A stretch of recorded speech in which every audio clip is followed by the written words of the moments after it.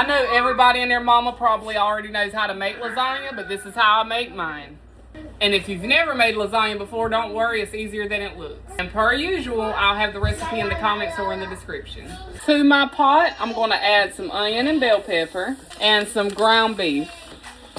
I'm going to go ahead and add some onion powder, garlic powder, salt, some all-purpose seasoning, and pepper. When your meat is done cooking, go ahead and drain the grease and add your sauce. I'm using this, or you can use homemade. This is just the store-bought kind that I use. Get all of that.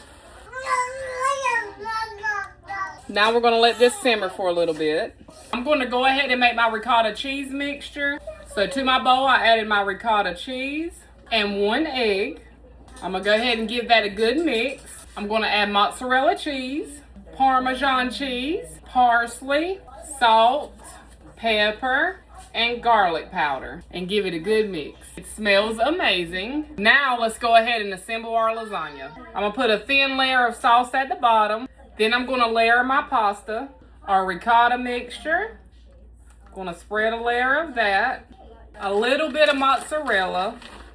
Now we're gonna repeat the process. Get all of that.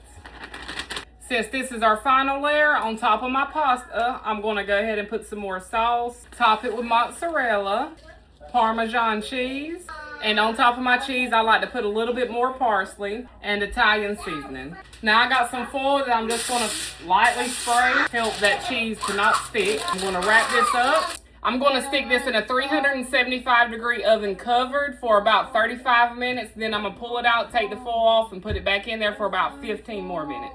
Our lasagna is done, and she looks and smells amazing, okay? Let's go ahead and cut into it. Straight for the corner piece. Probably should have got a knife. Let's quit playing. Let's quit playing.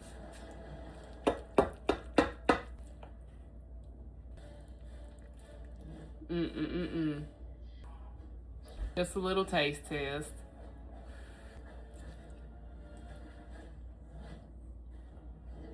Off the chain, per usual. Good gracious. The ricotta cheese mixture just sets it off. So full of flavor. It's not bland. Trust me, y'all should know by now, I do not do bland food. You gotta try it. And if you do, please let me know.